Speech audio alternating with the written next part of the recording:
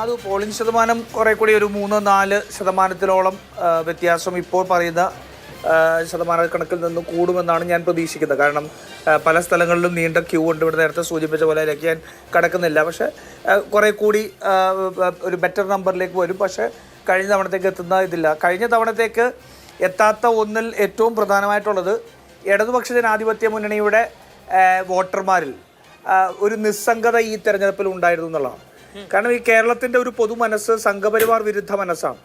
ആ സംഘപരിവാർ വിരുദ്ധ മനസ്സിനനുസരിച്ചാണ് അവർ വോട്ട് ചെയ്യുന്നത്. പക്ഷേ ഇത്തവണ CPM BJPയുമായിട്ട് സന്ധി ചെയ്തിരിക്കുന്നു എന്നുള്ളത് കൃത്യമായിട്ട് ജനങ്ങൾക്ക് ബോധ്യപ്പെട്ടതാണ്.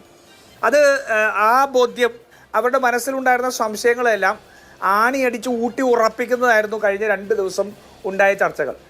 ഇടതുപക്ഷ ജനാധിപത്യ മുന്നണിയുടെ കൺവീനറായിട്ടുള്ള EP ജയരാജൻ തന്നെ BJPയിലേക്ക് പോകുന്നതിനുള്ള മുഴുവൻ ചർച്ചകളും നടത്തി എന്നുള്ളതും പ്രകാശ് ജാവദേക്കർ തൻ്റെ മകൻ്റെ ഫ്ലാറ്റിൽ വന്ന് ചർച്ച നടത്തി എന്നുള്ളതൊക്കെ വളരെ വലിയ ഒരു ഞെട്ടലോടുകൂടിയായിരിക്കണം ഒരുപക്ഷെ മതേതരത്വത്തിൽ ഇപ്പോഴും വിശ്വസിക്കുന്ന CPMൻ്റെ പ്രവർത്തകർ കണ്ടത്. അവരെ സംബന്ധിച്ചോളം പിണറായി വിജയൻ്റെ സർക്കാരിനെ ഒരു കാരണവശാലും അനുകൂലിക്കാൻ കഴിയാത്ത ഒരു സാഹചര്യമുണ്ട്. ജീവിത സാഹചര്യം, എൻ്റെ രാഷ്ട്രീയ സാഹചര്യം എന്ന് ഞാൻ പറയില്ല, ജീവിത സാഹചര്യമുണ്ട്. ആ ജീവിത സാഹചര്യത്തിൽ നിന്നുകൊണ്ട് പിണറായി വിജയൻ്റെ സർക്കാരിനെ അനുകൂലമായിട്ട് CPMനൊരു വോട്ട് കൊടുക്കാൻ അവർക്ക് മനസ്സില്ല. അതുകൂടാതെ ഇടതുപക്ഷം അല്ലെങ്കിൽ CPM, ഇടതുപക്ഷം എന്ന് ഞാൻ പറയുന്നില്ല, CPM BJPയുടെ കൈക്കോടാലിയായിട്ട് കേരളത്തിൽ മാറിയിരിക്കുന്നു എന്നുള്ള കൃത്യമായ തിരിച്ചറിവ് അവരുടെ വോട്ടുകൾ വളരെ വലിയൊരു മരവിപ്പ് ഉണ്ടാക്കുന്നതിന് കാരണമായിട്ടുണ്ട്. ഈ തെരഞ്ഞെടുപ്പ് പ്രചരണത്തിൽ തന്നെ നമുക്ക് നോക്കിയാൽ കാണാം, 1-2 മണ്ഡലങ്ങൾ ഒഴിച്ചാൽ ബാക്കി എല്ലായിടത്തും പ്രചരണത്തിൽ തന്നെ അവർ വളരെ പിന്നിലായിരുന്നു. ഇപ്പോൾ തിരുവനന്തപുരത്തെ സ്ഥാനാർത്ഥി ഞാനിവിടെ മത്സരിക്കുന്നുണ്ടെന്ന് നിങ്ങൾക്കൊന്ന് പറഞ്ഞുകൂടെ എന്ന് വരെ പറയുന്ന സാഹചര്യത്തിലേക്ക് എത്തി. അപ്പോൾ ഈ ഇടതുമുന്നണിയിൽ വലിയൊരു മരവിപ്പ് ആദ്യം മുതൽ ഈ തെരഞ്ഞെടുപ്പിൽ കണ്ടിരുന്നു. അത് ഏറ്റവും പ്രധാനപ്പെട്ടത് തന്നെ ഈ സംഘപരിവാർ വിരുദ്ധ മനസ്സുള്ളവർക്കൊന്നും അനുകൂലിക്കാൻ കഴിയാത്ത ഒരു അവസ്ഥയിലാണ് CPM ഈ തെരഞ്ഞെടുപ്പിനെ നേരിട്ടത്.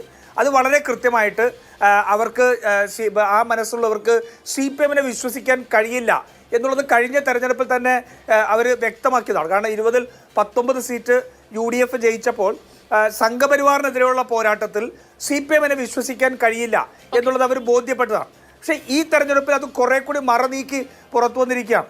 EP ജയരാജൻ്റെ പ്രസ്താവനയും അല്ലെങ്കിൽ പിണറായി വിജയൻ്റെ പ്രസ്താവന, ഇന്നത്തെ പ്രസ്താവന നോക്കൂ. EP ജയരാജനെ ഒരു പരസ്യമായിട്ട് കൈയൊഴിയുന്ന, ശാസിക്കുന്ന അല്ലെങ്കിൽ അദ്ദേഹത്തെ കുറ്റപ്പെടുത്തുന്ന പ്രതിപക്ഷം എന്തൊക്കെയാണോ ആരോപിച്ചിരുന്നത് അതെല്ലാം ശരിയാണെന്ന് വരുത്തി തീർക്കുന്ന ഒരു പ്രസ്താവനയായിരുന്നു ഇന്നത്തെ പിണറായി വിജയൻ്റെ പ്രസ്താവന. EP ജയരാജൻ വന്ന് അതിനെ സംബന്ധിച്ച് നടത്തിയ ക്ലാരിഫിക്കേഷൻ നോക്കൂ. പ്രകാശ് ജാവദേക്കർ പോകുന്ന വഴിക്ക് EP ജയരാജൻ്റെ വീട്ടിൽ കയറിയതാണ്. മാധുവിനെ പോലുള്ള മാധ്യമപ്രവർത്തകർക്ക് പോലും അത് കേട്ടാൽ ചിരിക്കേണ്ടി വരും. പ്രകാശ് ജാവദേക്കറിനെ പോലെ മുൻ കേന്ദ്രമന്ത്രി, BJPയുടെ ഏറ്റവും മുതിർന്നൊരു നേതാവ് ഈ കേരളത്തിൽ വന്ന് EP ജയരാജനെ പോലെ ഒരു മുതിർന്ന ഈ LDFൻ്റെ കൺവീനർ വീട്ടിലുണ്ടെന്ന് മനസ്സിലാക്കി ഓടിക്കയറി ചെന്ന് കാണാൻ ചെന്നു എന്നൊക്കെ പറഞ്ഞാൽ എത്രമാത്രം ബാലിശമായിരുന്നു നോക്ക്. അപ്പോൾ മതേതര മനസ്സുള്ളവർക്ക് CPMനെ അംഗീകരിക്കാൻ കഴിയാത്ത സാഹചര്യത്തിലേക്ക് എത്തി. അവർക്ക് ചെന്നിട്ട് ഈ CPMന് വോട്ട് ചെയ്യാൻ സാധിക്കില്ല. എന്നാൽ മറിച്ച് CPMനെതിരായിട്ട് വോട്ട് ചെയ്യാൻ അവരുടെ മനസ്സനുവദിക്കാത്തതുകൊണ്ട് അവർ മരണിച്ചിട്ടുണ്ട്. CPM ഇടത് വോട്ടിൽ നിസ്സംഗതയുണ്ട് എന്നുള്ളതാണ് UDF വിലയിരുത്തുന്നത്.